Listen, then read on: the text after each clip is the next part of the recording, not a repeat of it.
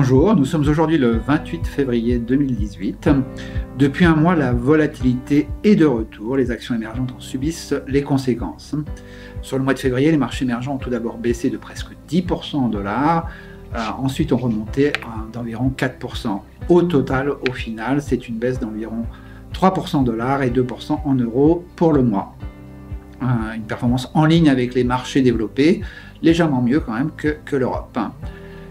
Dans les marchés émergents, l'Asie, qui a surperformé en 2017, est affectée cette année, depuis le début de l'année, versus l'Amérique latine ou l'Europe de l'Est qui fait mieux. En particulier la Russie, qui monte sur le mois de février, alors que l'ensemble des marchés sont plutôt baissiers, à l'image de Sberbank, qui affiche une performance de près de 20% depuis le début de l'année. Malgré les secousses du mois, vous restez optimiste à moyen terme. Quelles en sont les raisons? La volatilité ambiante fait craindre un scénario à la 2013. Rappelons-nous le fameux tapering américain. Nous estimons quant à nous que la situation actuelle est très différente. Les devises émergentes sont bien orientées, les économies émergentes sont dans une situation bien plus solide qu'elles l'étaient il y a 4-5 ans. La consommation chinoise est meilleure et beaucoup de pays émergents ont entamé des programmes de réforme quand même qui sont positifs à moyen long terme. Sur le front des bénéfices, on continue d'observer des révisions à la hausse, c'est toujours bon pour les marchés boursiers. Alors effectivement, les marchés émergents ont eu quand même une très belle hausse en 2017, voire en janvier 2018. Mais il faut quand même se rappeler que ce mouvement est principalement le fruit de bénéfices plus élevés qu'attendus. Et ça, c'est très différent de ce qui se passe aux États-Unis, où l'expansion des multiples a été bien plus forte aux États-Unis que dans les pays émergents. Par ailleurs, les politiques monétaires émergentes sont, on peut dire, normales. Il n'y a pas de quantitative easing dans ces pays. Les taux d'intérêt réels sont largement positifs dans la plupart des pays émergents. Votre classement reste très satisfaisant, premier décile sur 1, 3 et 5 ans. Néanmoins, le fonds de GEM Equity monte moins bien que l'indice émergent depuis le début de l'année. Quelles en sont les raisons? Alors vous savez qu'on a un biais croissance dans le portefeuille. Cela nous a bien servi depuis la création de GEM Equity en 2012. Indéniablement, à plus court terme, ça nous dessert un peu comme ce qui s'était passé sur les premiers mois de 2016. Par ailleurs, des marchés de croissance comme l'Inde sous-performent. On est affecté par cette sous-performance.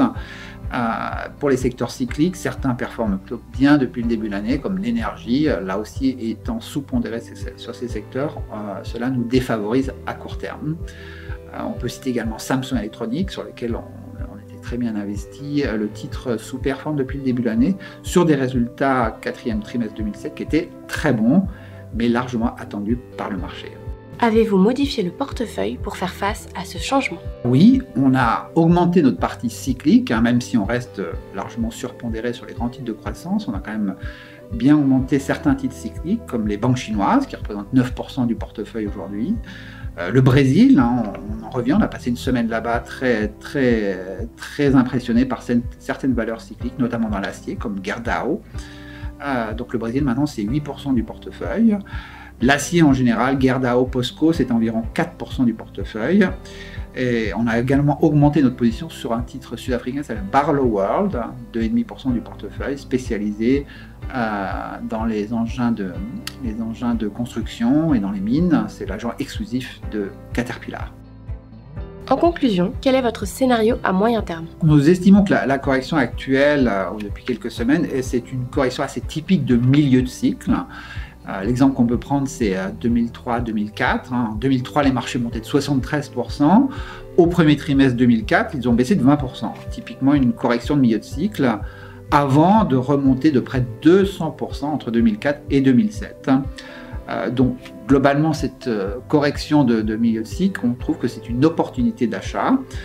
On estime aussi que de nombreux investisseurs sont encore sous-pondérés et que les flux restent positifs depuis le début de l'année, environ 25 milliards de dollars sur les actions émergentes. La croissance émergente est plus forte que la croissance des pays développés. Ce différentiel de croissance positive attire les investisseurs.